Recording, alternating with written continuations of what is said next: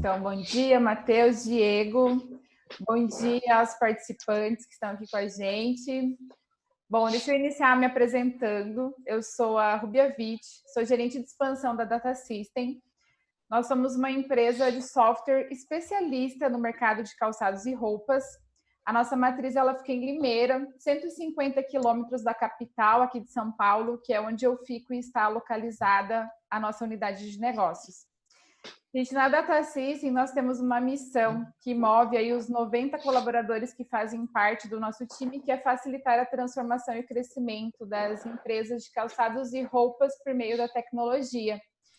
E aí que entra o Diego e o Matheus e essa onda de webinars que a gente vem desenvolvendo aí nesses últimos 150 dias, que é convidar especialistas do varejo para a gente bater um papo, né, sobre conteúdos, com o objetivo de ajudar o dia a dia das lojas, né, que faz parte do nosso centro de excelência que a gente construi aí incansavelmente na Data System.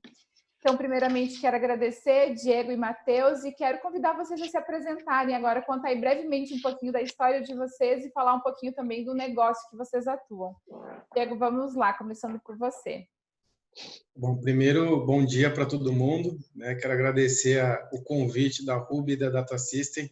Espero que a gente tenha aí uma horinha de muita troca de informações e conhecimento aí que seja relevante para todos. Mas falando um pouco da minha trajetória, eu tenho minha trajetória toda dedicada ao varejo, né? Começando na indústria, mas olhando canais de varejo. Então, o tempo não me leva, indústria de bens e consumo. Depois, fico por 8 anos no Grupo Arezzo, então olhando todos os canais, multimarcas, franquias. Participo do processo de transformação digital, que começou lá atrás, mas eu entro a partir de 2017. Tenho uma passagem breve pela Hope Lingerie e agora estou num projeto muito legal na Piccadilly Company, né, aqui no Rio Grande do Sul, estou aqui inclusive, e vivendo esse momento muito maluco que nós estamos, né, de transformação digital do nosso varejo, nosso momento de pandemia. Então, estou à disposição aí de vocês para a gente compartilhar um pouco dos conhecimentos. Show, Matheus. Perfeito. Bom, vou fazer as honras também, né, das apresentações aqui, agradecimentos. Fiquei muito feliz com o convite, né, participar de um painel desses, assim, com um amigo de longa data que participamos de alguns projetos aí, alguns desafios do passado e agora a gente está revivendo, até colhendo alguns frutos desse passado. E isso é muito bacana. E agradecer a Data System por ter aceitado o meu nome aqui hoje, né, por ter me colocado, né, aqui nesse debate. Fico muito feliz em falar sobre varejo, que poucos sabem, eu sou publicitário. Hoje eu trabalho com uma consultoria, sou sócio de uma consultoria, sócio da Súria, que é uma consultoria de gestão empresarial. A gente focado em agilidade de negócios, então a gente trabalha com consultoria de empresas e também com educação executiva, mas minha bagagem mesmo é publicitário. Trabalhei muito tempo na área de marketing com varejo, então acompanho muito as transformações desde lá 2010, 2008, que o varejo vem se transformando muito pela evolução da tecnologia. Então, é muito legal a gente poder trocar ideias sobre isso, entender essa evolução do varejo, a evolução da tecnologia, que acaba trazendo também benefícios para o consumidor, para o cliente. E esse cara hoje, o cliente hoje está muito ansioso por novidade. Eu acho que esse é o grande debate aqui, a grande sacada do varejo hoje, é essa interpretação das necessidades e desejos desse consumidor, que mudou muito e está mais instrumentalizado. Então, acho que vai ser um belo bate-papo provocador. Talvez a gente consiga trazer alguns insights aqui. Acho que esse é o objetivo. O mais interessante é que vocês sentiram muita coisa na pele, né? Se a gente for olhar aí para alguns anos atrás, vocês já começaram faz muito tempo. Então, as coisas mudaram bastante. Acho que vai ser interessante a gente compartilhar um pouco de toda essa experiência que vocês tiveram. Gente, aos participantes, é até interessante comentar que eu conheci o Diego num evento presencial, na época em janeiro, né? E a gente trocou algumas ideias, e aí ele nos apresentou o Matheus. Então, eu gosto de falar muito sobre o poder dessa rede de relacionamentos, do networking mesmo, né? Então, eu gostaria de convidar todas as pessoas que estão aí, né, nos acompanhando a utilizarem o chat para interagir entre os participantes. Então, conta aí qual que é o seu nome, de onde que você é, como que é o nome da sua loja e também quais os canais de venda que vocês têm utilizado para vender mais. E também aproveitem para trocar ideias, trocar experiências aí enquanto a gente vai batendo esse papo, contando um pouco do que vocês têm feito, tá? Então, o chat está aberto para todos, aí eu gostaria de convidar vocês a compartilharem isso. Mais uma orientação para perguntas. A orientação é utilizar o QIA, que fica bem embaixo ali.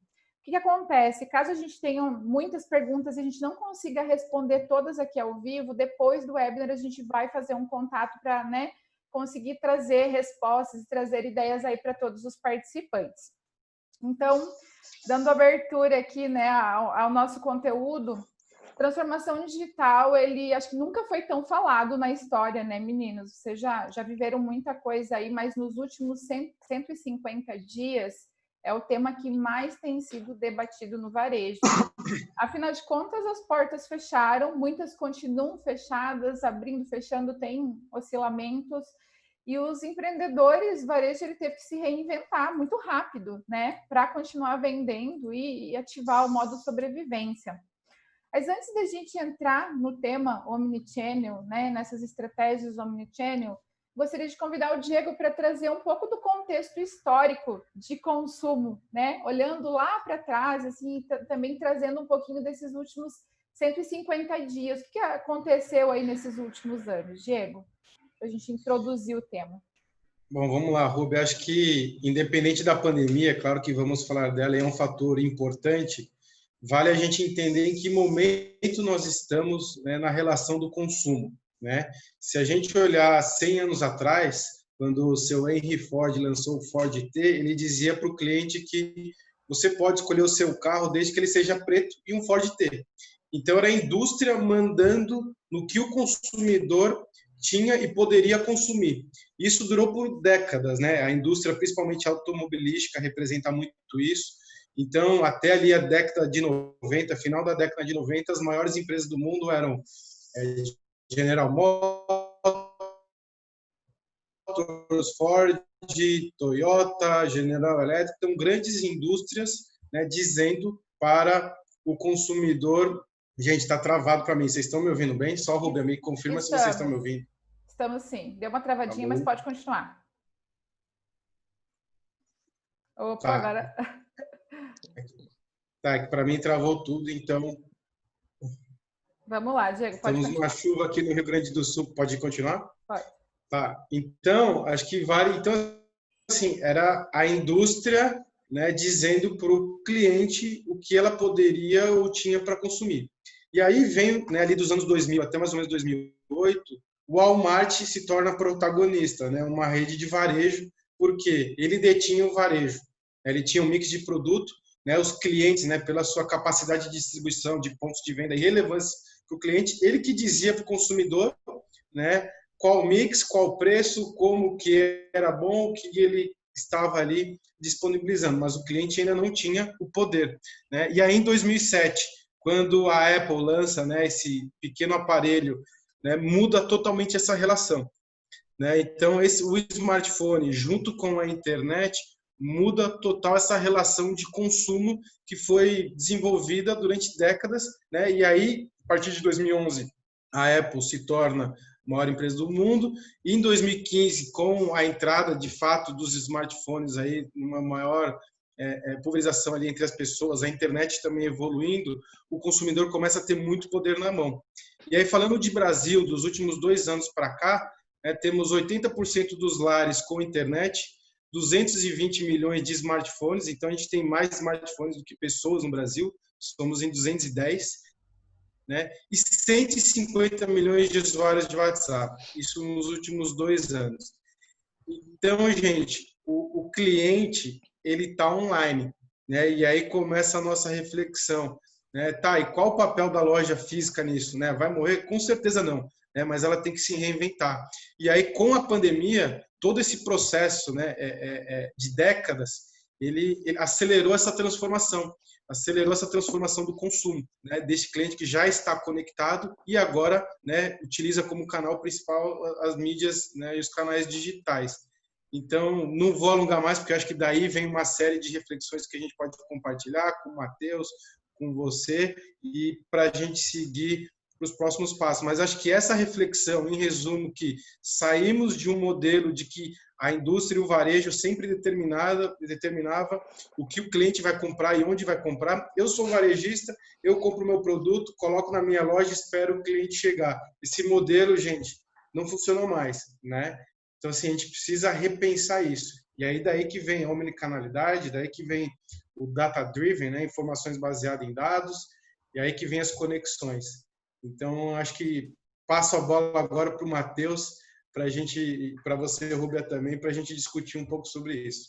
Só lembrei de uma coisa aqui, o Walmart, é muito comum ler os livros onde o Walmart conta que ele enviava os panfletinhos, né? Para casa dos consumidores, os consumidores chegavam nas lojas com os panfletinhos para fazer as compras. Então, olha a transformação. Hoje em dia, isso não acontece mais, né? Matheus, quiser compartilhar algo, complementar essa parte do consumo?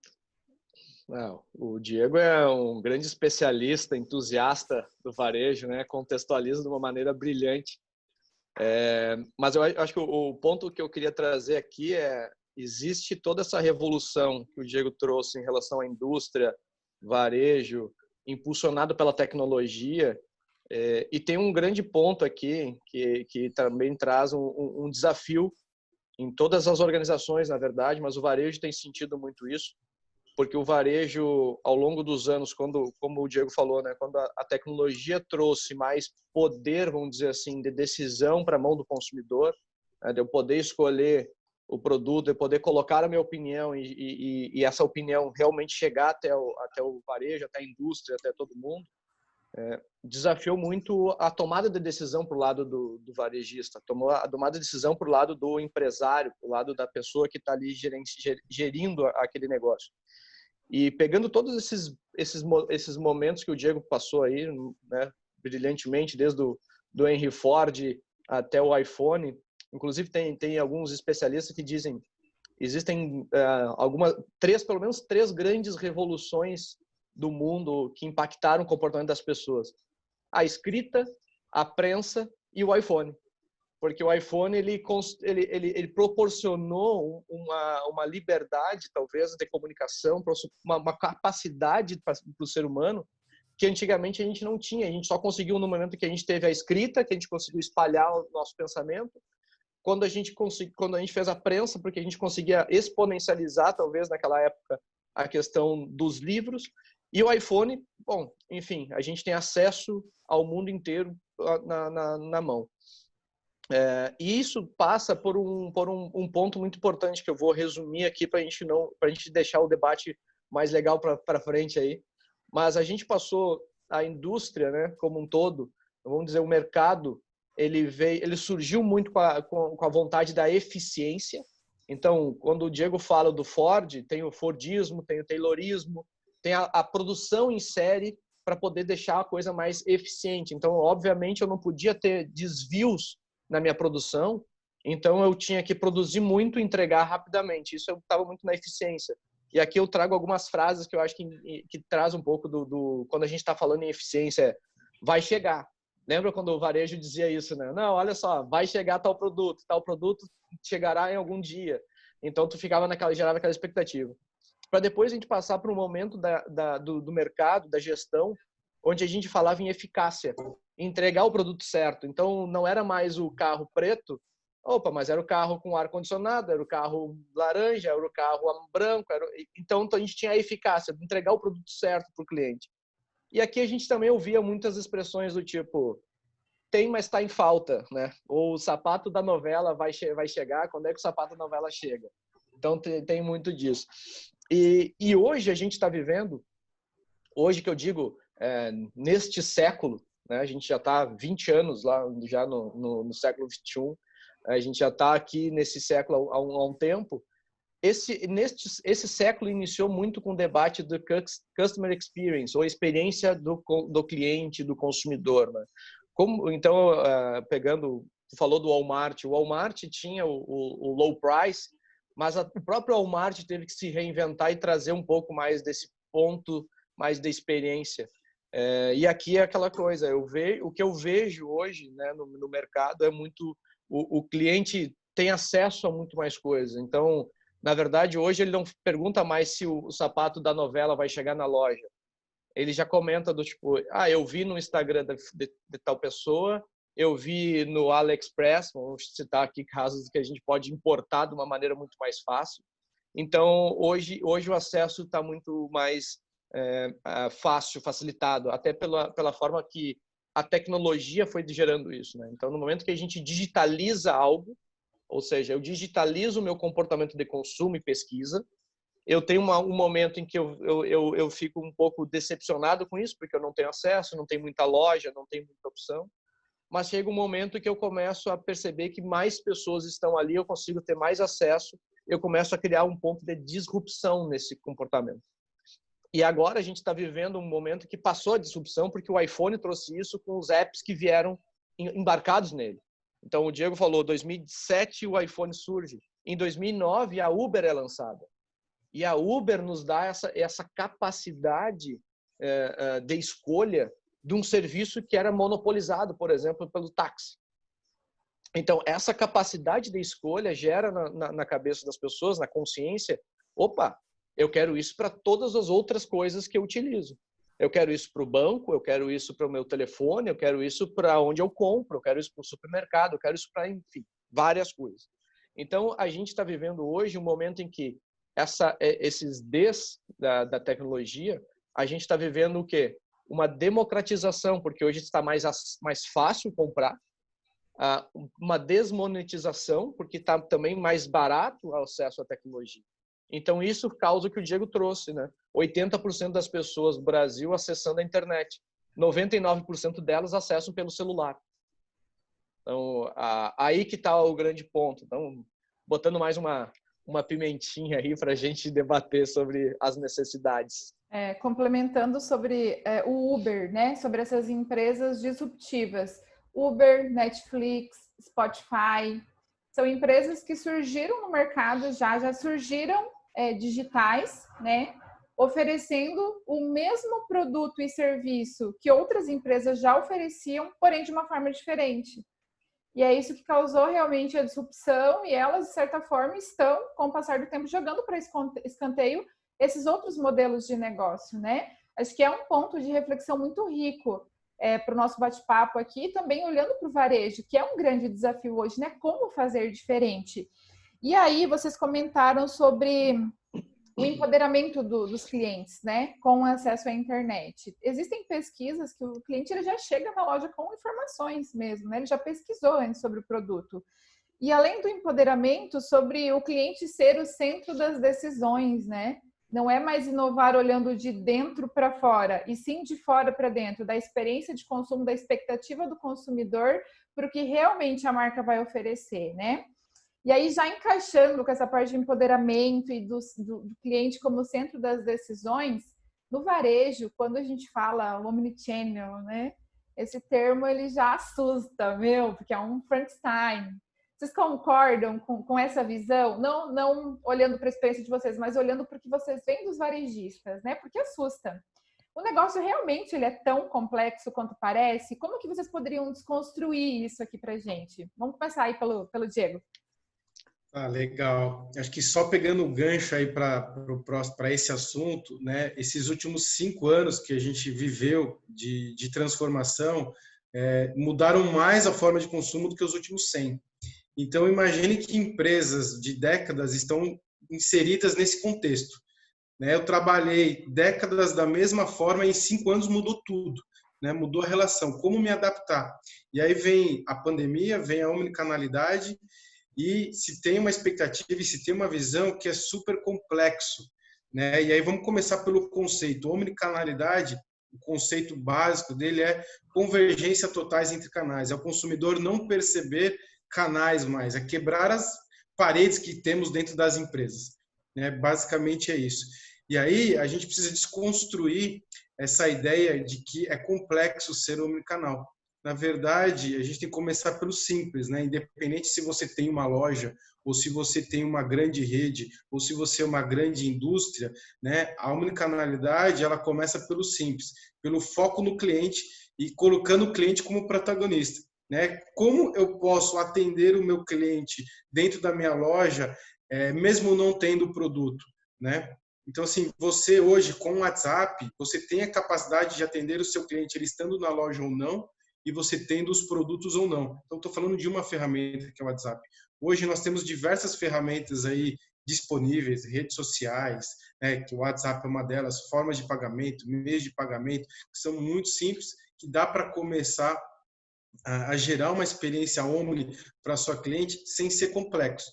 Claro, o Brasil, né, por si só, ele já é muito complexo. Quando a gente fala de grandes redes e aí de grandes empresas que trabalham com diversos fornecedores, uma cadeia logística, uma cadeia de clientes, cada um CNPJ, entra uma questão, né, até estrutural de fiscal, logística, tecnológica no Brasil que sim se torna mais complexo, mas a gente tem que desconstruir isso, né, e simplificar as coisas. Começar pequeno, testar rápido para crescer, né, também de uma forma rápida. Então, omnicanalidade, né, se pudesse colocar aqui, não é esse bicho de 7 cabeças.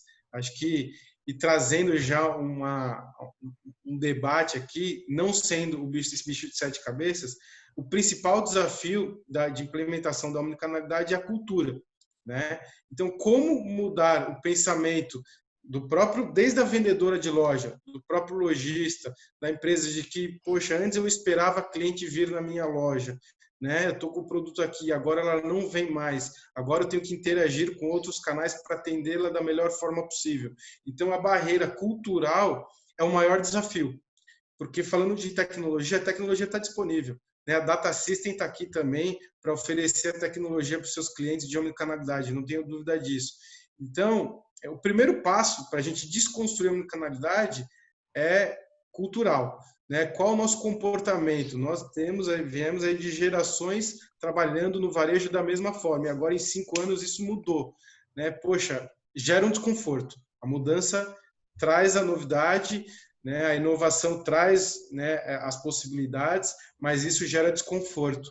Então, acho que esse tema da cultura, do comportamento, é o primeiro passo para a gente conseguir implementar uma canalidade, porque não é nada complexo. É você atender o seu cliente, né, independente de onde ele esteja, independente do produto que você tem disponível ou não. Matheus, quer complementar? É muito bom. Eu acho que o Diego tocou num assunto muito importante, que é a questão cultura, né? E acho que quando a gente fala em cultura, eu gosto de trazer exemplos mais práticos da cultura, para não ficar aquela coisa subjetiva, né? Ou virar aquela bengala. O Diego sabe bem o que eu estou falando, porque às vezes a gente passou por algumas aí que a cultura não deixa. Eu sempre brincava nas empresas do tipo assim, não, a cultura não deixa. A gente dizia assim, tá bom, então bota na agenda e chama a cultura para reunião, que nós queremos conversar com ela e entender por que ela não deixa. Então me traz a cultura para cá e vamos conversar sobre isso.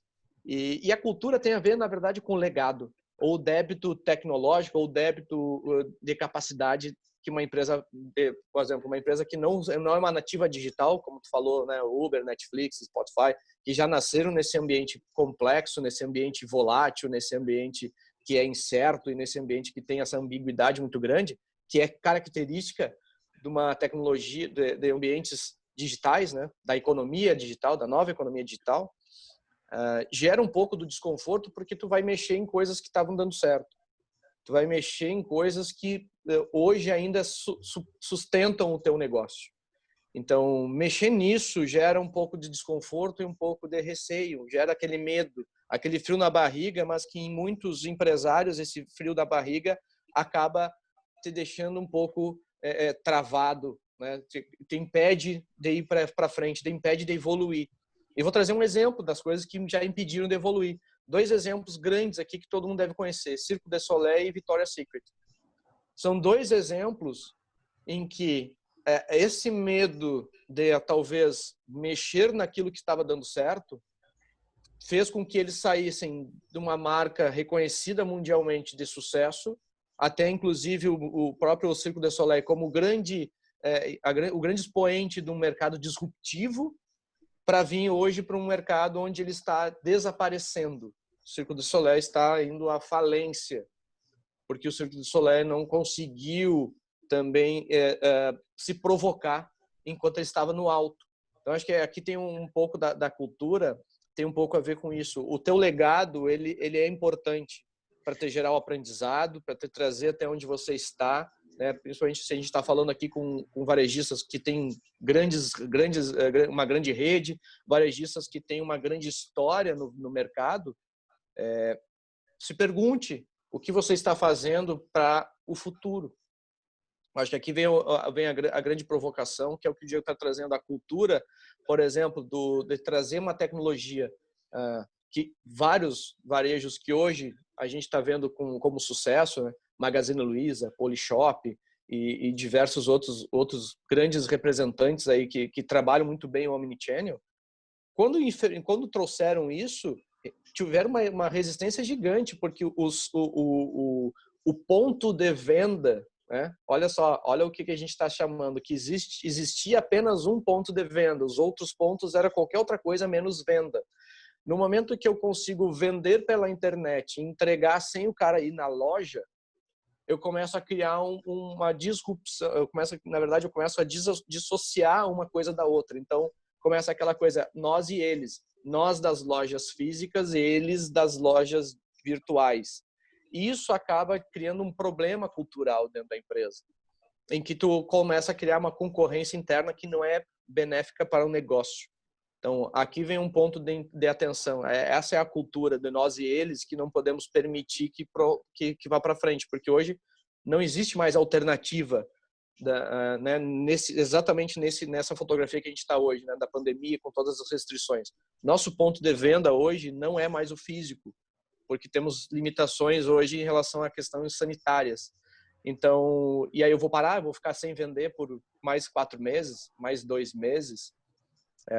Aqui existe uma questão de convergência de canais, que foi o primeiro estágio do Omnichannel, foi quando a gente viveu multicanal, ter vários canais em que as pessoas pesquisavam na internet e compravam em loja, ter a questão da convergência de canais, em que as pessoas podiam comprar na internet, mas queriam experimentar, por exemplo, varejo de moda, roupa, queriam comprar na loja, mas queriam comprar no internet, queriam experimentar na loja e receber em casa. Existe essa convergência. E hoje é o Omni. Eu quero comprar lá, quero retirar em outra loja, e se eu não gostar, eu entrego em outra, e eu já pego um outro produto em outra. Como o Diego falou, não existe barreira de canais. Não existe assim, não, esse produto não tem nesta loja. O nosso estoque, nossa vitrine é infinita no momento em que a gente entra com essa questão da tecnologia.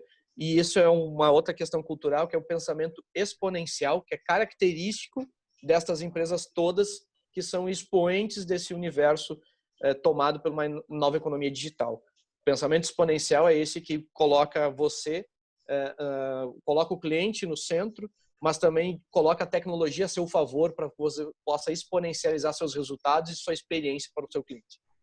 Não existe evolução sem dor, né? Essa é uma frase que a gente ouviu muito aí nesses últimos 150 dias, que faz todo sentido até como forma de reflexão, pensando em perenidade de negócios mesmo, né? Meu negócio estava super bem até fevereiro, veio a pandemia, ferrou meu caixa, e agora, né? E pensando daqui para frente, porque a gente está levando, o varejo ele está levando, né? Ele está encontrando alternativas para manter as portas abertas. Mas e aí? E daqui 1 ano? E daqui 2 anos? Precisa levar toda essa transformação para olhar para a perenidade do negócio, né? E aí, vocês comentaram sobre cultura, comentaram sobre essa convergência de canais, mas eu vejo que o Omnichannel, ele na mente das pessoas, ele está muito ligado ao e-commerce, e ele é muito mais do que isso, né? Não significa só ter uma loja virtual, ter uma loja online, ele é muito mais do que isso. Então, e também boa parte do varejo ainda está começando, né? Alguns já começaram, mas ainda tem muitas dúvidas. Então, eu gostaria de convidar vocês a falarem um pouquinho assim sobre como começar pequeno, né? Porque o objetivo sempre vai ser vender mais, né? Mas para isso precisa realmente organizar a casa, né? Como começar pequeno? Quais são os pilares, né? E quais são assim as alternativas que vocês sugerem nesses primeiros passos aí? Vamos começar pelo Matheus agora. Viu, Diego? Tu não vai falar agora. O Diego falou uma fórmula que é característica dessas empresas também, que vamos chamar assim, que hoje as empresas unicórnio, né, que todo mundo gosta de falar, os unicórnios e tal, empresas que atingiram rapidamente o valor de mercado de $1 bilhão, que até esse termo até já está sendo discutido, né, porque o unicórnio é um ser místico, fantasioso e até meio frágil. A gente está querendo hoje empresas que são mais empresas do estilo camelo, que sejam mais resilientes, mais fortes, que aguentem realmente grandes provocações aí do mundo.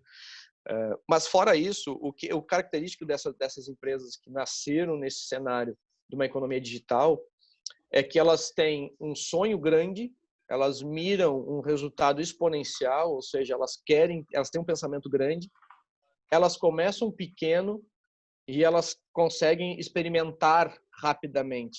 Na verdade, o crescer rápido tem a ver com experimentar rapidamente, né? E ela se dispõe a isso. Então, a questão que muitas vezes as pessoas confundem do errar rápido não está no foco no erro, está no foco na experimentação. E quando eu experimento algo que eu nunca fiz antes, que eu não tenho experiência, a probabilidade de eu errar é muito alta. E eu tenho que aceitar esta probabilidade alta do erro. Não que eu tenha que mirar o erro, eu quero acertar o mais rápido possível. Então, eu diminuo o meu escopo de atuação em algo que seja capaz de gerar grande valor, que ofereça menos risco para o meu negócio, porque eu tenho que proteger o meu negócio, é óbvio que eu tenho que proteger o meu negócio, menos risco, e que tenha menos esforço envolvido de investimento, esforço de tempo e várias questões aqui. Então, um ponto que, trazendo mais específico ainda, hoje, o Diego falou também das tecnologias. Hoje as tecnologias estão aí para facilitar esta experimentação do digital. Essa experimentação das plataformas em que talvez você não esteja tão familiarizado. Instagram é um, Facebook é outro, o Google é um. Então, assim, a gente tem hoje possibilidades gratuitas de experimentar essa questão do omnichannel. Eu vou trazer aqui um resgate que hoje às vezes a gente fala, pelo menos esses dias eu estava falando com uma cliente nossa do varejo e eu disse para ela assim, pô, a gente podia experimentar uma pop-up store, uma coisa assim, algo que fosse mais experimental em loja física. E ela, o que é isso?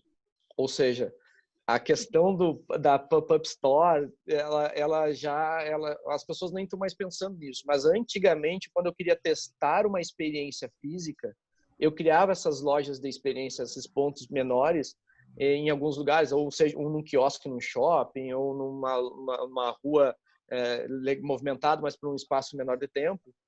Então, eu digo assim, leva esse conceito de pop-up store para as redes sociais e experimenta como que você vai lidar com essa questão. Diminui o seu mix de produtos para começar um experimento em omnichannel ou em multicanal, porque tu vai diminuir a complexidade toda envolvida em cima do omnichannel. Como o Diego falou, questão fiscal, questão de logística. Então, assim, reduz o teu mercado, reduz o teu mix de produtos que tu vai fazer ali, para que tu consiga pegar um segmento de clientes e poder experimentar como que você vai lidar com os desafios que essa novidade pode trazer para o seu negócio.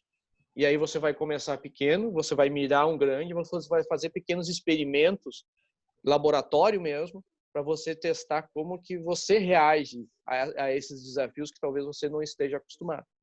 E, obviamente, no mundo de hoje que tu está conectado, busque referência, busque ajudas. Eu vou fazer o merchan da Data System, então, também. Busque empresas que têm essa expertise tecnológica para te ajudar, para te aconselhar. Busque consultorias, se quiser, estamos aqui também para ajudar nesse formato, nesse pensar.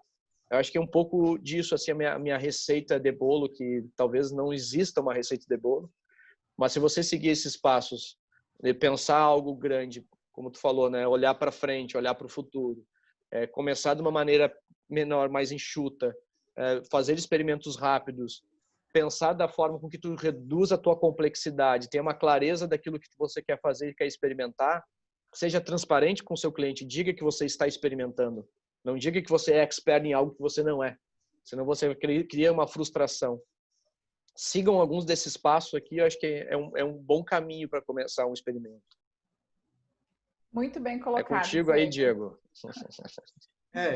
Seguindo nessa linha, acho que pegando a questão do e-commerce, hoje a maioria dos varejistas enxergam o e-commerce, né, como um concorrente, né, se não as lojas ou na própria empresa, tem essa visão de canais e de que o digital, e no caso o e-commerce que você trouxe, ele é um concorrente. Mas aí, quando nós trazemos para a pauta de omnicanalidade, o e-commerce nada mais é do que um gerador de fluxo para as lojas físicas e gerador de receita. A partir do momento que você integra os canais, né, tem essa convergência, você pode levar toda essa base, esse fluxo dessas 150 milhões de pessoas que estão no WhatsApp, que estão 220 milhões de smartphones aí que estão conectados na internet, 210 milhões de pessoas, para o seu e-commerce e você direcionar esse fluxo para beneficiar suas lojas. Então, é como utilizar a ferramenta em benefício de toda a sua cadeia, né? E aí é que vem o segredo do Omnichannel e o grande benefício dele. Então, hoje, redes como Arezzo, Lojas Renner, Centauro, 30% da receita das lojas físicas está vindo de canais como Click and Collect, por exemplo, que eu compro pelo site e eu retiro na loja, né? Então, nesse mundo que a gente está com a loja fechada, que os shops estão trabalhando com drive-thru, né? Ou até as próprias lojas de rua também, né? Ou eu compro pelo e-commerce e a loja física me entrega, porque acaba sendo mais prático, mais fácil, né? Estou mais próximo do consumidor, e aí que vem os grandes benefícios. Então, como utilizar essa estrutura e esses canais, né, com suas peculiaridades, cada um dentro das suas características e com seu perfil de dinâmica, né, convergir para gerar valor para o cliente. Então, esses casos são muito claros, né? Então, utilizar o e-commerce como um grande gerador de fluxo para as lojas físicas, principalmente neste momento que está todo mundo em casa. Então, né, está todo mundo navegando. E para quem quer começar, que foi sua pergunta também, então, de novo, comece simples e comece barato, né? Mas indo direto para a prática, começar simples e começar barato é utilizar o que tem disponível. O que nós temos disponível já hoje? A gente tem as redes sociais, que tem lá toda a sua base de cliente, né? Tem todas as clientes estão ali nas redes sociais. Hoje, quem não tem uma rede social, né? Numa loja de moda, numa loja de calçado ou uma cliente, né? Com certeza a maioria. É o WhatsApp, né? A sua base de CRM de clientes da sua loja. Como que você utiliza ela? Né? Então, entre em contato de forma digital com as suas clientes e se conecte e se transforme na forma de entregar, né? E da forma de pagamento. Então, entregar, existem, né, desde o motoboy simples, ou você mesmo pega seu carro e vai entregar, né? É uma solução você já está trabalhando de uma forma diferente, talvez não omni, mas você já começa a gerar receita para o seu negócio, tá certo? E o meio de pagamento também. Existem meios de pagamento disponíveis já que você faz à distância, né? Disponível no mercado, né? Qualquer agora empresa de meio de pagamento pode disponibilizar isso para os seus lojistas. Então, você pensando em como entrar em contato com o meu cliente de forma digital, como eu converto esse meu cliente, que daí também de uma forma digital, falando de meio de pagamento, e como entregar. Então, a gente está falando do comunicação, conversão e entrega, né? Então, pense se você tem uma loja nesse modelo diferente do que esperar a cliente, que hoje ela não vai, ou se sua loja está fechada ainda, é que não vai gerar receita mesmo, né? Então, existem alternativas mais práticas para você poder ativar essa cliente, poder gerar receita para o seu negócio de uma forma simples e barata. Tá? E de empresas talvez um pouco mais estruturadas, que já têm o seu próprio e-commerce, utilize o e-commerce como uma plataforma de grande gerador de fluxo, de informação e de tráfego e de conversão para suas lojas físicas. Essa convergência todo mundo ganha. Diego, esses 30% das vendas Renner, Centauro e mais alguma que você comentou, né, que vem do e-commerce, também existe, a gente sabe que tem pesquisas até que falam da nova conversão de vendas na loja física, né? vem para retirar um produto, e aí você tem a chance de fidelizar esse cliente, porque esse contato humano, né, essa humanização do atendimento ainda é um desafio para o digital, né? Então é algo também que precisa ser explorado, certo? Isso é um dado importantíssimo. A cliente que ela é omni, ela consome mais do que a cliente que consome no único canal, né? Por quê? Porque a partir do momento que ela é omni, ela sabe que aquela marca, né, que a gente não vai falar loja, porque loja a gente está falando de canal, aquela marca, ela vai me dar a solução independente de onde esteja. Se é no e-commerce, se é na loja física, se é na loja do parceiro, eu sei que aquela marca vai me trazer a solução. Eu vou ter uma experiência melhor de compra. E eu como consumidor, tendo uma experiência melhor, com menos ruptura, com menos decepção, eu sei que aquela marca vai me atender melhor, independente de onde eu esteja. E aí é que vem a cliente omni, que ela consome mais do que a cliente que está no único canal. Inclusive, né, aí o Matheus já participou disso também nas nossas jornadas por aí, mas a cliente, ela é daquele canal específico, ela não é do e-commerce, ela não é do multimarco, ela não é do franqueado, ela não é, enfim, do canal direto. Não, a cliente é da marca. A partir do momento que você olha para o cliente de uma forma ampla, né, independente do canal, como posso atender essa cliente da melhor forma possível? E aí você tem os canais como estratégia para atendê-la, né, da melhor forma, porque existe aquela cliente que quer o produto mais rápido, existe aquela cliente que quer uma melhor experiência, um atendimento, tem uma dúvida, e para cada necessidade da cliente existe um canal que pode atendê-la. E aí que a cliente omni é muito mais fiel à marca do que aquela cliente que vai somente ou consome em um determinado canal. Diego, você tem alguma estatística, algum percentual sobre essa cliente omni para compartilhar? Olha, porque é muito novo, né? Tá. É muito novo dizer, né, qual é a estatística, varia bastante, mas a afirmação chega a consumir 30%, 40% mais, né, a cliente omni do que uma cliente normal. Até porque, né, a cliente omni se relaciona mais, né, com a marca, né, porque tem dados, né, de algumas redes que eu trabalhei que 80% da receita vem sempre de uma cliente nova. Então, até a própria loja, né, até a própria dificuldade da loja física de fidelizar a sua cliente, de manter a recorrência, é mais difícil versus uma experiência omni que ela tem. Então, a própria recorrência aumenta muito quando ela tem essa experiência omni. Show. Até complementando, Matheus, para passar a palavra para você, acho que a gente já entrou num contexto aqui também do varejo sem atrito, né? Que também é algo que tem sido bastante discutido. E aí, olhando para essa cliente omni, ela não quer mais sentir diferença, né? Quando ela, seja pelo WhatsApp, seja pelo Instagram, seja por e-commerce, independente do canal que ela comprar, é preciso também de uma atenção grande em relação ao varejo físico, né? Diego afirmou, a loja física não vai acabar, né? Não vai mesmo. Mas a gente precisa realmente dar uma atenção redobrada para essa integração e também pensar nas experiências dentro do varejo físico, né? Não pode deixar nenhum nem outro de lado, e sim trabalhar eles de forma bastante constante.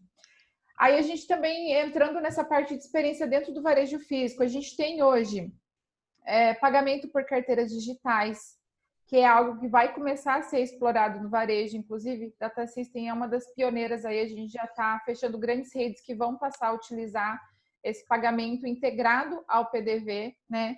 Pagamento por link, que é super simples, rápido e prático. Isso tudo faz parte de uma experiência omnichannel, né? Porque é uma forma de pagamento diferente, é um canal diferente. Como que você vê, Matheus, essa parte do varejo sem atrito, levando em consideração esse mundo omnichannel? Perfeito. Acho que o grande ponto aqui é entender a jornada dessa cliente, né, desse consumidor hoje, questão digital. Mas independente da jornada, independente do ambiente, vamos dizer, o omni ou não, ou antigamente como era, quais os principais pontos de dor do cliente no processo de compra? Vocês têm essa noção? Geralmente, a dor maior era fila para o checkout para pagar e fazer o pagamento, né? Então, e fazer o pagamento era o grande problema. Fora, claro, tu tem a questão de pesquisar o produto, mas vamos dizer assim, cheguei numa loja, gostei do que eu vi, experimentei, quero levar, chegava lá, fila para o checkout e a experiência na hora do pagamento. Com cartão de crédito, às vezes, a maquininha não pegava. Não tem internet, senhor. Não está funcionando hoje a máquina. Não temos o que fazer. Acabava que tu transferia o problema para o cliente. Então, no final da compra, era sempre um motivo de estresse do nosso cliente. Isso é uma coisa que a gente tem que fazer diferente. Então, quando tu falou agora, né, venda link, em sistemas de pagamento, tem o checkout mobile também. Tem checkout mobile. Então, assim, tudo que a gente puder facilitar a experiência ou facilitar a vida do cliente, né? Não estou nem dizendo chegar no momento de encantamento, que é o momento do ápice da venda do varejo, do tipo surpreender, surpreender o cara de chegar na loja, e aí a tecnologia está fazendo muito disso, que é tu chegar na loja. E já existe aqui no Brasil, por exemplo, se não me engano, a Centauro é uma que faz isso, que é por geolocalização, né? Então, tu tá chegando na loja, o cara já sabe a loja que tu tá, ele já sabe as coisas, o aplicativo já sabe aquilo que tu costuma procurar, ele já faz a oferta para ti, ele já disponibiliza, talvez ele já acione um vendedor que já possa trazer aqui e dizer assim, putz, tu adora uma blusa regata vermelha, Rubem, então, olha aqui, temos vários modelos para ti, com promoção, porque você é cliente fiel, você estava passando aqui, então aproveita. Você vai trabalhar agora? Não precisa comprar agora. Você compra, você vai chegar em casa, vai estar lá na sua casa já a sua peça. Então, tu surpreende o cara dessa maneira. Então, eu digo que o ponto de venda, como o Diego falou, as lojas físicas não vão morrer se se reinventarem, se tornarem pontos de experiência onde eu consiga experimentar algo que o digital não vai poder me dar. Porque se for só para fazer uma forma transacional, comprar um produto e receber, isso não vai mais existir. Isso não vai mais existir. Como as empresas pós-pandemia não vão mais ter escritórios gigantescos em que as pessoas obrigatoriamente têm que ficar 8 horas sentado numa cadeira. Então, isso é um debate que está vindo do modelo híbrido, que as pessoas buscam por experiência. Então, no momento em que a gente absorve isso gera um debate que vinha antes da pandemia, mas que foi acelerado, porque, como o Diego falou, de um dia para o outro, as lojas foram obrigadas a fechar, não foi opção. A loja simplesmente foi obrigada a fechar. Então, eu tenho que entender maneiras como eu vou continuar sendo high touch, como dizia, né, no grande passado, veio o high tech, mas eu tinha que ser o high touch, que era uma coisa mais acolhedora. E agora eu estou no mundo de touchless. Eu não posso mais tocar. Então, como que não poder mais ter essa forma acolhedora que a gente tinha antes de tomar um cafezinho na loja, sentar na poltrona confortável, experimentar a roupa e fazer todo aquilo que a gente aprendeu a fazer, demorou muito tempo para aprender, mas aprendemos. Como é que a gente transfere isso para um ambiente digital? Tem alternativas também para isso. Você tem alternativas de treinamento das pessoas que vão conversar contigo. Como o Diego falou, eu mesmo comprei esses tempos alguma coisa no Magazine Luiza, acho que foi um Windows, alguma coisa que eu comprei lá, e a loja veio. Então veio uma gerente de uma loja física com o próprio carro dela me entregar, e foi muito bacana a forma com que ela mostrou uma preocupação comigo, porque ela podia ter mandado de qualquer outra maneira, mas ela veio entregar. Então, e isso é uma coisa. Outra a gente hoje tem também um acesso muito fácil a chatbot, a gente tem um acesso muito fácil a tecnologias que possam também trazer um certo acolhimento. Eu acho que tudo aqui agora, vou tentar trazer mais certeza para o meu discurso. Acredito que tudo hoje vai ser muito em função de empatia. Não interessando muito se eu vou demonstrar uma empatia por meio de uma tecnologia ou se eu vou gerar empatia por meio de uma ligação, de uma forma mais humana. Acho que aqui é um ponto. Então, entender que o cliente tem sim necessidades, que o cliente tenha certas dores e tentar, nesse momento, resolver esse problema com a maior empatia possível. Na sexta-feira, até falando um pouco sobre a experiência que as lojas Renner têm proporcionado. Eu vi um post de uma especialista em Omnichannel, inclusive, e ela disse que o produto dela chegou e o que é o normal é a gente pegar a canetinha e assinar, né?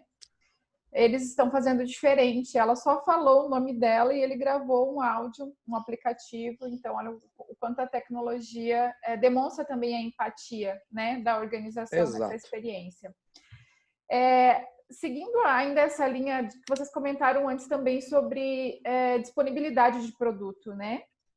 Não é mais quando vai chegar, eu quero o produto, né? E muitas vezes o consumidor ele não está disposto a esperar. Tem um comentário aqui do Rafael em relação a estoques, né? Ele mandou uma pergunta aqui. Então, seguindo essa linha de estoques, acho que começa com compras, né? Então, qual que é a importância de toda essa gestão de compras na experiência do consumidor para vender mais, que é o propósito aqui da nossa discussão? A importância de compra, essa disponibilidade de estoque e também a integração de estoques, porque eu vendo pelo Instagram, eu vendo pelo WhatsApp, eu vendo na loja física. Aqui em São Paulo, por exemplo, os shoppings estão abertos, então aqui a coisa está voltando, né? Loja física, WhatsApp, telefone. Então a gente tem aí uma série de canais que compõem, né, a venda omnichannel. A gente tem uma série de formas desse cliente retirar a mercadoria ou receber em casa, enfim. Mas e por trás disso, né? Como amparar tudo isso, que é um alicerce extremamente importante para tudo isso rodar, né? Então, sobre essa integração de estoques, qual que é a visão de vocês em relação a isso? Vou começar aí pelo Diego agora. Legal. Essa é uma parte fundamental e estratégica no Omnichannel, né? Enquanto que no varejo tradicional, até então, você tinha o seu estoque, né, que era a quantidade de produtos que cabia no espaço físico, tá certo? Então, a sua curadoria e a sua decisão de mix era fundamental para minimizar a sua ruptura para o seu cliente. A partir do momento que você parte para um Omnichannel, né, você não necessariamente precisa vender ou vai vender somente o que você tem no seu estoque. Porque sua loja, ela passa a se torna muito mais do que comprar e vender mercadoria. Ela se torna também um centro de distribuição de produtos. Então, de novo, com a cliente no centro, eu vou atender ela da melhor forma possível, se eu tenho ou não tenho produto. Então, se eu tenho produto, obviamente, do meu estoque, eu atendo ela, né, naquele momento. Se eu não tenho, e eu tenho outra loja, ou eu tenho outro e-commerce, ou eu tenho outro fornecedor, eu posso integrar esse estoque, né, com a minha loja e disponibilizar para cliente. Talvez não entregando no momento, mas atendendo ela de outra forma. Então, a integração dos estoques, né, como se fosse um hub, né, de produtos, para que, independente do ponto que ela esteja, ela seja atendida, isso é muito válido. E aí que vem a questão de qual a vantagem do Omnichannel nesse quesito. Porque não é só atender a cliente, é a forma que você faz a gestão do back-office do seu negócio. Então, com os estoques integrados, você não tem mais ruptura, tá certo? Né? Você pode atender a cliente com todos os produtos que você precisa, né? Mesmo não estando na sua loja, mas em paralelo vem os desafios, né? E aqueles desafios de cultura e de comportamento. Né? E aí pensando na vendedora, né? Poxa, mas eu vou vender esse produto que está no site, que não está na minha loja, né? Ou o próprio lojista, poxa, mas e aí? Esse produto não é meu, e o meu produto do estoque, ele é perecível, eu não vou vender ele. Mas esse é o mindset, é isso que muda tudo, é pensar na cliente como fim. Então, se ela está querendo aquele produto, claro, gente, que tem uma alternativa no meu estoque, vou apresentar, vou contornar a objeção, que é o que a gente faz no varejo mesmo, mas com omnicanalidade, você tem a possibilidade de quase zerar a ruptura, mesmo não tendo 100% dos produtos disponível fisicamente para você, e atender a ela, né, e atender as necessidades da cliente. E aí é que vem também como consequência a maior fidelização e a maior recorrência. Porque a cliente, antes de ir para outra loja, poxa, eu vou lá porque lá eu sei que eu vou sair sair satisfeito, eu vou sair atendido, não vai ter ruptura, independente, né, do que tem disponível da loja, né? E então, acho que essa gestão de estoque, para resumir, o grande desafio está na parte tecnológica, tributária e fiscal, porque se forem CNPJs diferentes, mas eu digo para vocês que já existem modelos, né, que funcionam para fazer esse tipo de transação, né, com esse tipo de solução. Então, né, ninguém vai precisar descobrir aqui, né, de uma fórmula mágica, isso já acontece. E a integração de estoque online, físico, com fornecedor, com outros CDs, é fundamental na estratégia omnicanal. Show. Inclusive, uma das coisas que o Rafael comentou aqui é que eles têm hoje 4 centros de distribuição. Porém, pelo que eu entendi, eles têm sites diferentes. Eles têm 3 e-commerces diferentes, mas é um grupo. Na opinião de vocês, essa é o ideal, ter 3 marcas diferentes? É claro, porque, como vocês falaram antes, isso fortalece a estratégia física, né, da loja física. Então, se tem uma estratégia regional, o e-commerce ele vai converter na loja física. Mas então eles têm 3 sites e 4 centros de distribuição. Então, eles têm esses desafios em relação à gestão de estoque. Acredito até que a gente possa bater um papo depois para entender um pouco melhor e entender como a gente pode contribuir. Mas eu entendo que está muito ligado à estratégia da marca de loja física, certo? Aí depende do que ele está falando dos sites e marca, porque daí tu entra com arquitetura de marca, que é uma outra brincadeira. Porque se a gente for falar de arquitetura de marca, ele pode ter sim o tom de voz de cada marca, que cada marca vai ter o seu espaço para venda, porque os bastidores pouco importa para o cliente, sendo bem transparente e sincero aqui. Os bastidores, se tem o centro de distribuição, como eu vou entregar, como eu vou fazer isso, para o cliente não importa, vai ter um problema bastante interno da empresa. Aí é uma questão de gestão disso tudo para tu fazer essa entrega. Porque agora, se a estratégia de ter os 3 sites é para você conversar com segmentos diferentes de clientes, não há problema nenhum. Então, você poderia ter escolhido ter um marketplace, que é por exemplo, vamos pegar a Renner, tem várias marcas da Renner, né? Então ela tem marcas mais premium, ela tem marcas mais do meio da pirâmide, vamos dizer assim, tem marcas mais básicas.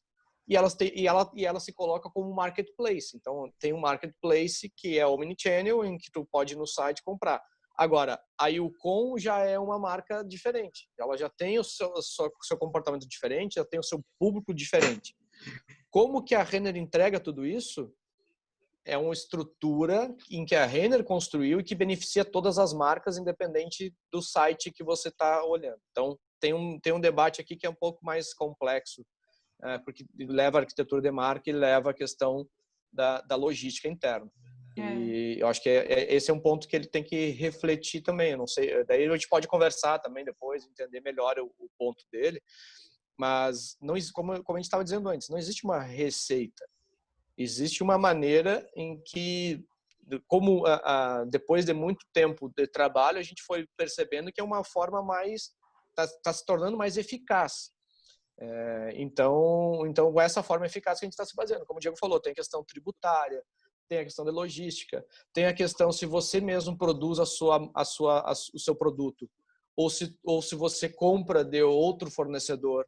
E aí é uma outra brincadeira, porque tu tem que educar o seu fornecedor a entrar nesse teu fluxo contínuo de valor, né? Então, tu vai depender muito disso. Exemplo, vou usar a Renner aqui pelo um trabalho que a gente até fez com eles lá, não vou citar números, valores, nem nada, mas o varejo brasileiro sentia muito a questão das importações, né? Muitos produtos que hoje da moda que são fabricados, das peças fabricadas, eram tecidos principalmente, eram manufaturas que não tinham no Brasil. Então a gente tinha muita importação. E aí esse lead time da importação impacta diretamente nessa questão do gerar o estoque e entregar na hora que o cara quer. Então como é que tu também entende esse mecanismo todo? Por isso que eu digo, uma receita de valor, uma receita de bolo é complicada de entregar. Agora, questões internas, você vai ter que entender muito bem o papel de cada site, o papel que você tem com o seu consumidor, como que você quer entregar valor para o seu consumidor de ser o mais transparente possível. E entender e escolher esse mix para fazer tudo isso. E o estoque, bom, a gente fala de estoque desde que o código de barras foi criado, né? Porque no momento que o código de barras foi criado justamente para ajudar o gerenciamento do estoque, também causou resistência, né? Porque os lojistas naquela época achavam que era mais fácil o colaborador subir no estoque ou ir lá ver se tem um produto e voltar do que olhar no sistema. Então a gente vai evoluindo essa questão da consciência e também da tecnologia versus a entrega e eficiência. E a gestão de estoque é um dos primeiros passos para quem realmente quer ter essa estratégia redondinha, né, meninos? Meu, o tempo voou. Agora eu vi que já são 11h30. Mas vamos só... O papo tá tão bom, nem começamos ainda. É verdade. Pois é. Ainda falta coisa. Tem um comentário, uma pergunta aqui do Ricardo Borges no chat. Vamos ver se a gente consegue ajudar. Eu acho que é um pouco mais técnica. Estamos com dificuldade com os correios. Não conseguimos despachar por PAC para o mesmo município. Os marketplaces já geram etiquetas. Usamos o estoque das lojas físicas e quando o produto está em uma loja do mesmo município do cliente, não conseguimos despachar. Vocês têm alguma sugestão para resolver isso junto aos correios? Alguma dica para solucionar isso? Porque é uma barreira, né? Está criando um atrito. Como resolver? Acho que tem a questão do cenário da pandemia, que de fato, e não é só você, tá? Desculpa o nome dele, Rubia. Ricardo. Não é só você, tá, Ricardo, que está vivendo isso está acontecendo com todo mundo. Realmente, pela pandemia, há questões não só com Correios, mas com diversas transportadoras, né? Mas eu não sei, eu acho que a gente tinha que aprofundar mais, entender mais um pouco, mas acho que a grande sacada, né, que a gente pode ter de logística é a melhor logística quando o seu produto está mais perto do seu consumidor possível, né? Então, se você tem uma rede de lojas, produtos saindo, né, sair mais próximo do seu cliente é o melhor caminho, mais barato e mais rápido. E aí até utilizar operadores logísticos, esses aplicativos pode ser uma alternativa, tá? Então, dentro do que eu entendi da pergunta, sim, temos problemas com correios, não é só com você, temos problemas com transportadoras, dada a questão da pandemia, pelo modus operandi hoje, né? Uma dica que eu te dou é, seja proativo com a sua cliente, tá? Não espere ela te ligar cobrando um problema, uma solução. Ligue para ela antes, falando, olha, aconteceu isso, esse é o prazo, estou resolvendo dessa forma e te respondo tal dia. Então, isso minimiza muito, né, essa dor do cliente, pensando no cliente. Mas a alternativa é entender realmente aí qual o melhor modal, né, para entregar e se existe essa possibilidade de uma forma mais direta sem utilizar os correios. Mas que hoje realmente é um desafio, né, e não é só para você. É estranho, ó, o problema é que os Correios não aceitam despachar para o mesmo município. Aí ele está mandando para outro município para depois voltar. Porque os marketplaces já têm contrato com os Correios. Mas enfim, dá para se aprofundar um pouco depois? Mas ele falou marketplace, né? O marketplace já tem contrato com o Correio. Tem que, é muito difícil entrar em alguns debates, né, tão curto assim e dessa maneira, porque logística é um problema no Brasil. Primeira coisa, é um grande problema no Brasil. A gente sofre com isso e quando vem uma alternativa para isso, a gente tem alguns embargos aí, algumas coisas que vão minando a evolução disso. Então, é uma questão Brasil muito forte. Mas, como o Diego falou, alternativas existem. O que acontece aí em relação a isso? Existe um contrato com os Correios que, por acaso, está prevista alguma questão aí que o resultado desse problema contratual seja esse problema que você está vivendo agora, entenda o impacto disso, se isso é um impacto pontual ou se isso é recorrente, porque se isso é recorrente, isso está gerando um risco para o seu negócio. Se está gerando um risco para o seu negócio, reveja esse contrato. Eu diria assim, leve essa questão até o nível de reveja o contrato e pense o seguinte, nós vamos até quando arrastar isso para frente e correr mais riscos de perder cliente, dessa cliente espalhar para outros clientes, de a gente começar a ser uma empresa vista como uma empresa que não entrega. Eu acho que esse por isso que eu digo, é muito fácil a gente dar opinião aqui numa dificuldade que a gente não sabe realmente onde esse pelinho vai virar um elefante, né? Mas eu acho que tem um ponto importante aí. Se fosse no meu caso, eu ia revisar esse contrato e entender quais são realmente, dentro disso, os outros acontecimentos com o mesmo problema, o que tem acontecido frequentemente com o mesmo problema, entender as causas desse problema, e se for contratual, vamos atrás do contrato. Resolver o negócio, né? É muito bem colocado. Isso traz um risco, se é constante, né? Tem que rever realmente o contrato. Bom, meninos, o tempo acabou passando muito mais rápido do que a gente previa, né? Só para a gente se encaminhar aqui para o final, sobre a percepção de vocês em relação ao omnichannel no varejo de moda brasileiro, tá? Quais marcas que vocês citam como uma inspiração para quem está nos assistindo? Quem tem feito o omnichannel, quem tem utilizado essas estratégias muito bem? Porque acho que só com essa 1 hora que a gente teve aqui de conversa, está muito claro que ela pode contribuir para vender mais, né? Claro que a gente tem outros desafios, que é o momento aí, o poder aquisitivo, né? Tem outros desafios, mas pensando para frente, acho que não é só agora, né? É principalmente daqui a uns meses, daqui a alguns anos. Então, quais marcas hoje são referência, olhando para o varejo de moda? E o que você cita, assim, de interessante que elas têm feito? Diego, se quiser começar. Isso aí. Ele mandou uma mensagem que travou lá. Mateus, o Diego travou. Ele falou que tá chovendo muito. Bom, essa noite foi terrível. Eu acordei sem luz, eu pensei, sem luz, sem internet, sem nada. Caramba. Mas funcionou. Mas vamos lá, vamos buscar essas inspirações aí. Eu acho que o omnichannel, vamos pensar que a gente tem aqui uma popularização, vamos dizer assim, do uso da internet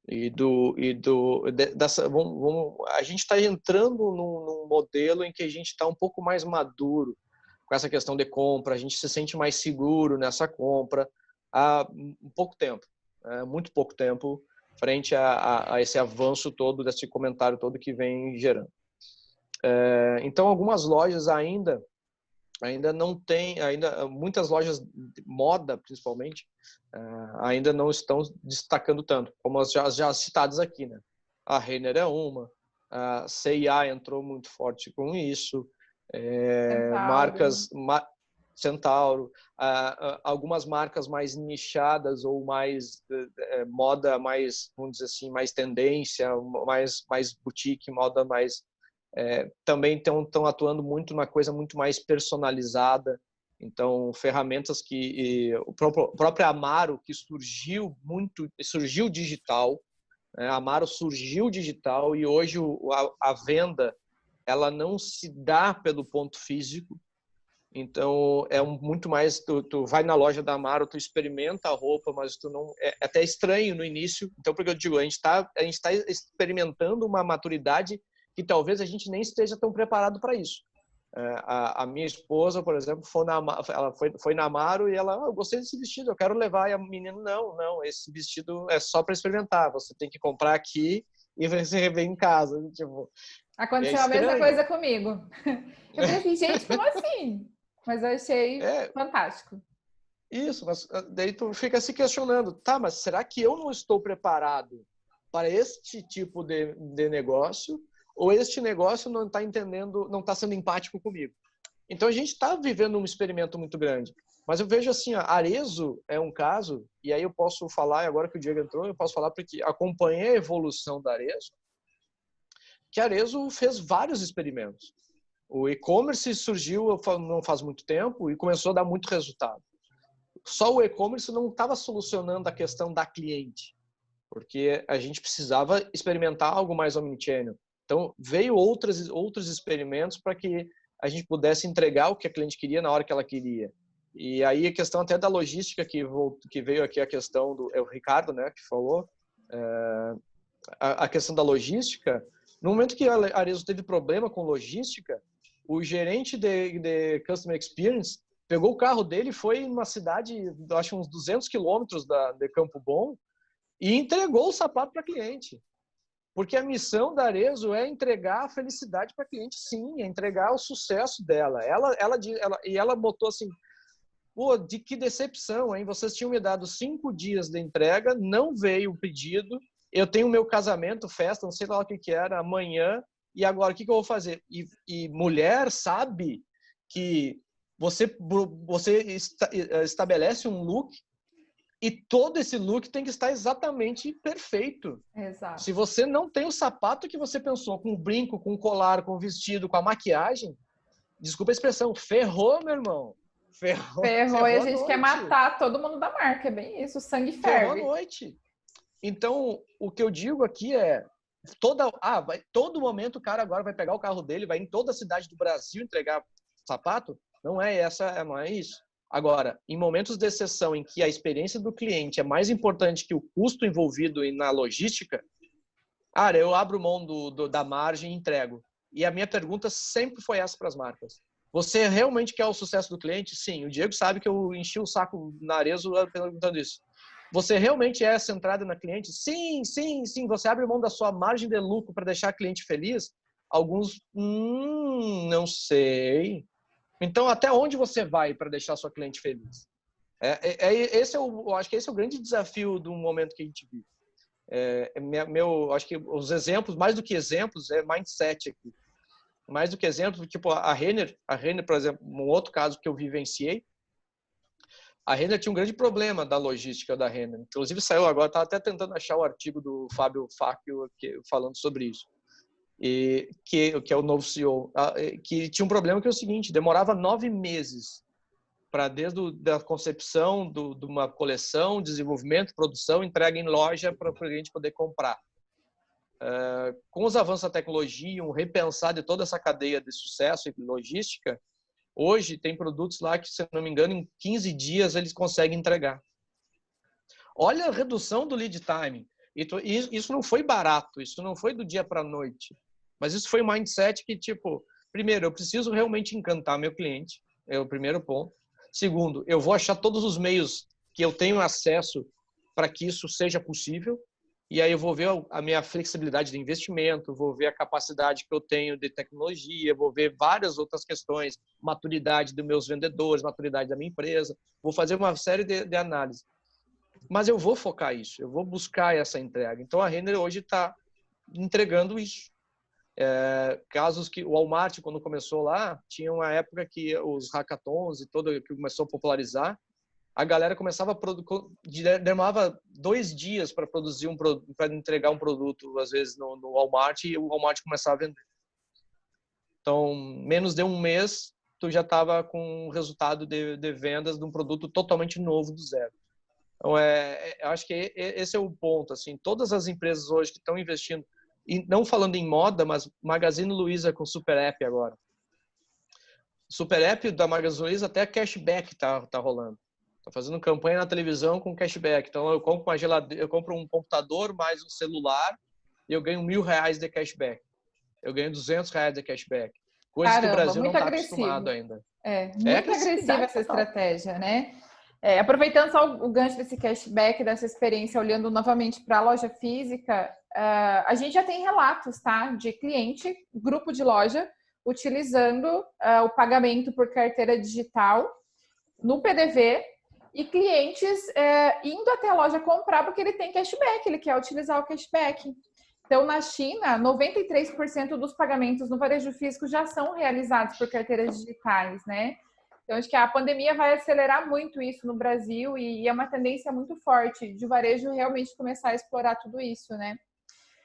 Diego, você acabou caindo, mas a gente estava falando sobre, né, para assim, encerrar aqui, sobre os cases do varejo de moda. Aí o Matheus deu uma explorada aí, se você quiser também comentar um pouco, para inspirar a galera. Legal, não, bom, caiu aqui, tá meio instável, tá? Então, se eu cair, vocês continuem aí. Mas, primeiro, eu queria dizer sobre cases, né? Quando a gente fala cases, a gente acha que é o mundo perfeito, que chegou no estado da arte. Posso garantir para vocês que nenhuma empresa ainda chegou nesse estado da arte, tá?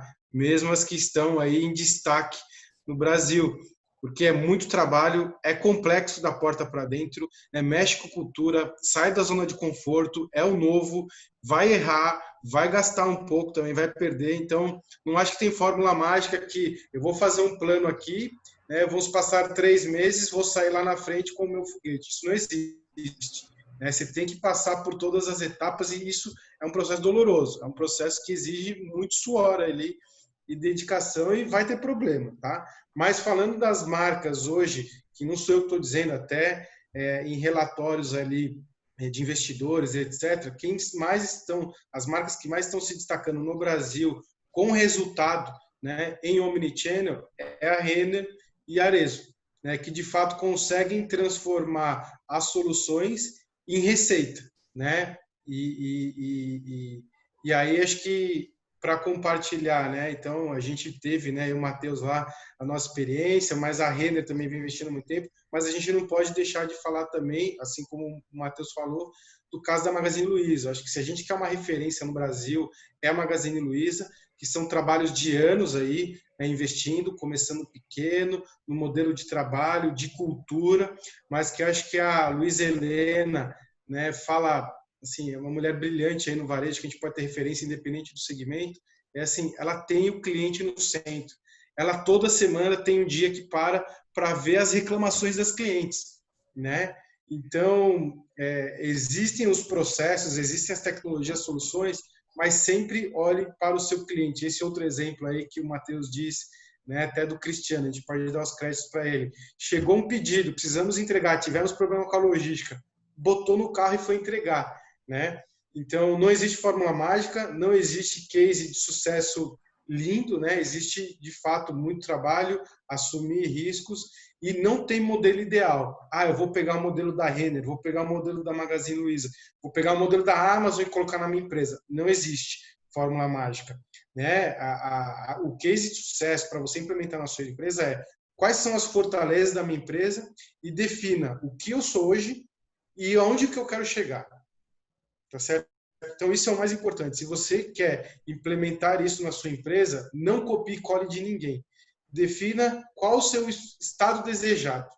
A partir disso e da sua própria avaliação das características da sua empresa, da sua estrutura tecnológica, que isso é muito importante, né? Então, da sua cultura, né? E do seu desejo, né? Para onde chegar, aí sim você vai ter o caminho que você vai implementar, que não é e não será igual a nenhuma outra empresa. Se você tentar copiar e colar e pegar um case de uma empresa e colocar na sua, não é a forma correta. Tá? Não sei se eu mudei um pouco a resposta, porque acho que o Matheus falou tão bem dos cases, mas aí eu quis dar essa abordagem também, olhando um pouco de forma individual aí para todos. Muito bem colocado, Diego. Matheus também. Se a gente for olhar, então, a gente tem o tripé aqui, né? É pessoas, cultura, processos e tecnologia, né? Tecnologia tem, né? Já está muito claro isso para a gente. Data System hoje tem várias ferramentas para contribuir nessas estratégias omnichannel. O maior desafio ele está realmente em pessoas, né? Porque os processos você cria, você desenha, você planeja, você vê o que tem que corrigir, aquele negócio de errar e corrigir rápido, né? Mas realmente é cultural. O ponto, deixa eu só para, acho que tem um nesse tripé, na verdade eu vejo 4, tá? Não é um tripé, porque é muito importante aqui, ó, negócios, produto, serviço, processos e tecnologia, ferramentas e pessoas. Por que negócios? Porque a gente está falando de resultados de negócio. Resultado de negócio. E onde é que está um cliente e marca está em resultado de negócio. Porque eles são diretamente responsáveis por gerar resultado de negócio. E por muito tempo a gente separou negócio de produto, a gente separou negócio de pessoas, a gente separou negócio de processo. A gente está no momento de unir tudo isso. É só uma observação que, na minha visão, obviamente, né, não é que seja certa, mas o negócio puxa muito, porque o negócio vai te dar também vai te fazer a gestão, vai impactar diretamente na cultura. Se eu tiver um negócio modelado de uma forma comando-controle, bate meta, vai atrás da venda, entra naquele mercado, eu não vou ter o omnichannel da liberdade, eu não vou ter as pessoas sendo valorizadas, eu não vou ter o cliente no centro. Se eu tiver o meu negócio baseado na colaboração, numa forma mais ágil, né? pegando Magazine Luiza, pegando Arezzo, que são dois que eu conheço muito bem, são duas empresas que têm líderes visionários que inspiram e que trabalham, de fato, dessa visão. Então, a Luiza Helena, mas dentro lá tem agora o filho dela, né, o Fred, e tem mais uma figura lá muito importante, que é o Henrique Imberti, que ele é diretor de agilidade organizacional, que traz essa coisa da cultura ágil para a organização como um todo. Na Arezzo tem o Maurício Bastos, grande Maurício, que ele está hoje como chefe, né, o diretor Diretor de inovação, de digital, de transação digital. Então, tu trazer uma diretoria para dois cargos desses, tu já demonstra para o resto da empresa que, tipo, opa, realmente eles acreditam nisso. Hoje a gente tem um pouco disso, né? A gente tem que ter um pouco dessa questão. Então, por isso que negócio é muito importante nessa equação. Eu concordo, Matheus, faz todo sentido. Muito bem colocado. Meninos, para a gente então já finalizar, né? A DataSys, como eu comentei, ela tem uma série de tecnologias para contribuir nessa estratégia. E no dia 30, quinta-feira, às 14 horas, a gente vai fazer uma Demo Day, que a gente chama, que é uma demonstração em grupo. Então, vou mandar aqui o link, né? Eu convido vocês para participarem e a gente vai explorar um pouco mais do que a gente apresentou aqui. E aí eu quero convidar vocês para compartilhar os contatos de vocês aqui no chat, para quem tiver interesse em trocar uma ideia, tá? E também deixar uma dica final, uma consideração final para os participantes em relação a essa questão de colocar o cliente no centro, ok? Que a gente bateu bastante nisso aqui, é uma filosofia que, se não existe dentro do varejo, ela precisa ser implantada, né? Mas essa linha de como vender mais, como melhorar, otimizar os resultados do negócio da minha loja utilizando o Omnichannel. Diego, vamos começar por você. Comigo, tá bom. Acho que a primeira coisa acho que se fosse dar uma dica, comece, tá, pessoal? Acho que o conteúdo está disponível. O conteúdo tem os caminhos, tem muita informação, né? O segredo é começar. O segredo é realmente assumir a responsabilidade e entender que o varejo mudou, né? Que o varejo não dá mais para ser aquele varejo que eu vou esperar minha cliente chegar na loja para eu atender e converter. Então, comece, não tenha medo de errar, né? O erro faz parte, mas só errando você vai conseguir evoluir, né? E aí, até a frase do Jeff Bezos, que hoje da Amazon, né? Maior empresa do mundo, porque está sempre inovando, né? O perigoso é não evoluir. Então, neste momento, principalmente, quem conseguir sobreviver a essa pandemia, porque vai acabar, notícia boa, a gente não sabe quando, né? Espero que seja logo, mas que vai acabar, quem sobreviver e se fortalecer nesse momento é quem vai sair muito mais forte lá na frente. Então, se você não começou ainda, comece, arrisque e treine suas pessoas para essa visão que você deseja, né? Então, saber aonde que você quer chegar, como você quer operar, para quem você vai entender, quais canais você vai utilizar, que necessariamente passa por uma mudança, essa visão de futuro, porque não é o mesmo cenário e o mundo não é o mesmo, compartilhar com as pessoas e deixar as pessoas tentarem sem ter problema nenhum errar, é daí que vem a evolução. Então, não tem receita de bolo, né? A sugestão e a recomendação comece, né? A atitude faça mesmo e ferramentas é o de menos, né? O principal é a intenção, é o mindset, é isso que faz a diferença. Show. Diego, você vai precisar ter o contato ali no chat, enquanto isso eu passo a palavra para o Matheus. Legal, botei o meu e-mail ali. Show.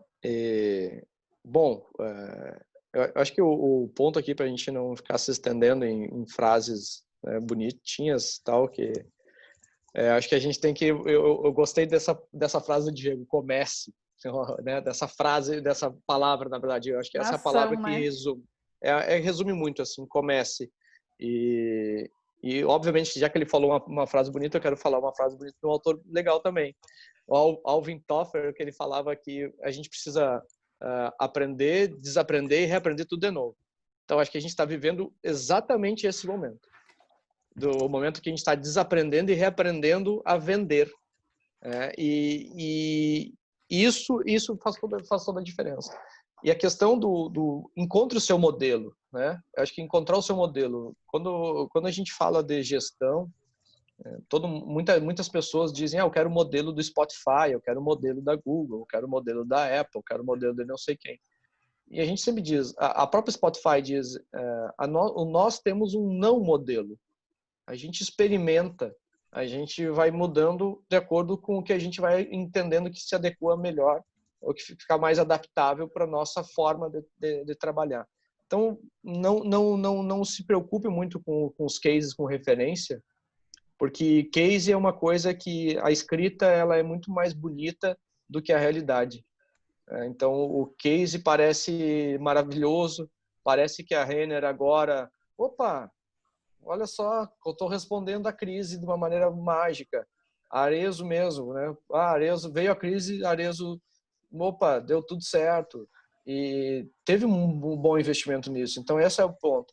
E, para encerrar, aproveite a parte boa da pandemia, se a gente pode falar isso. Mas a parte boa da pandemia que eu quero dizer nunca se teve tanto acesso a pessoas brilhantes como se tem acesso agora na pandemia, já que está todo mundo no mesmo problema. É pela primeira vez na humanidade, pelo menos a primeira vez que eu consegui pesquisar, nós temos um único problema global que todo mundo está sendo afetado. Todo o mundo está sendo afetado. Então, aproveite este momento para ir atrás das referências, vai direto nas referências que você quer falar, troque informações, porque você tem acesso hoje a pessoas no mundo inteiro que pode te ajudar, que pré-crise, pré-pandemia, essas pessoas não eram tão acessíveis quanto estão hoje. Então, aproveite isso para aprender com essas pessoas, seja no Brasil, seja fora dele. E eu acho que essa é a grande dica. Eu, pelo menos, tenho feito isso, está sendo muito legal mesmo.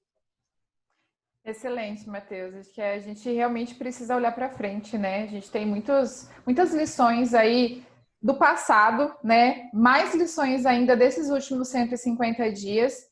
E é o momento de realmente olhar para frente. Essa questão de tem muito trabalho por trás de quem já está fazendo, né, muito bem feito. Então, comece. Acho que essa vai ser a frase marcante aqui do nosso webinar. Tivemos um elogio da Eliane, da Pojo Store de Pinhal, parabenizando a gente pelas dicas que foram de grande valia para a nossa empresa. Bom, encaminhando para o final, de que esse era o nosso objetivo mesmo, se a gente conseguir gerar pelo menos uma ação, né, um insight de valor para cada uma das pessoas que participaram aqui, isso já está valendo a pena. Então, quero agradecer imensamente. Vocês são os caras. Foram realmente muito ricas as reflexões que a gente fez aqui, né? A gente vai disponibilizar esse webinar no YouTube. Ele está sendo transmitido aí online no Facebook. Vai estar lá também, se alguém quiser assistir novamente depois. Mas então, fica os contatos aí de vocês. Eu vou compartilhar por e-mail também com os participantes para que a gente possa aí trocar mais ideias, né? Porque essa troca realmente ela é muito rica e ela pode agregar aí grandemente para melhorar os resultados do negócio. Então, em nome da Data System, muito obrigada, Matheus, Diego, e também obrigada a todos os participantes aí que ficaram conosco até o final e até a próxima. Vamos ver se a gente faz mais alguns trabalhos aí juntos. Isso aí? Isso aí, então. Achei que tu já ia cortar a gente. Não, podem dar tchauzinho. A gente falou bastante aqui, eu achei, tá, agora ela vai se destruir. Bom, eu só agradeço também o convite, acho que a questão de bater um papo sempre é muito bom, a gente sempre troca coisas, mesmo conhecendo o Diego há um bom tempo, coisas que ele falou, ele nunca tinha me falado, então para mim foi rico entender que as pessoas tem as mesmas dúvidas que a gente tinha, tem outras dúvidas que a gente nunca pensou e veio hoje. Então, eu acho que a gente está sempre evoluindo quando a gente troca. Por isso que eu volto a insistir, né? Comece e acesse as pessoas. Busque referência, busque falar com as pessoas. E eu sou uma delas. Se você achar que eu falei alguma coisa interessante ou mesmo que eu falei alguma bobagem aqui, manda um e-mail e a gente bate um papo. Show, isso aí. Diego?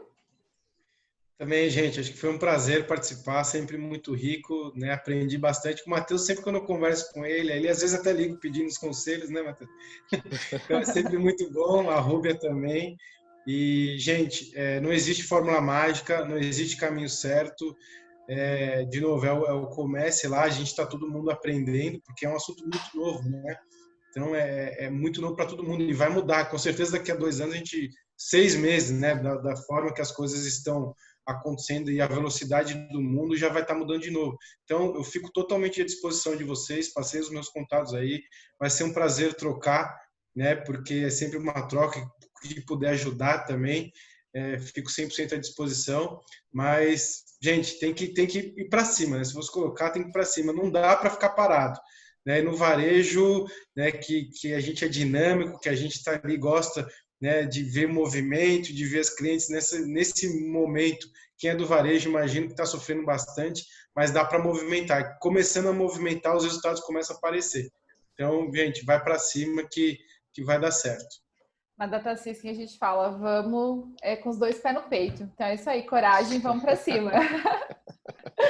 Né, gente? Então agora eu vou encerrar. Ricardo pediu o contato de vocês, eu vou enviar. Muito obrigada e até a próxima. Até a próxima, Tchau. Obrigado.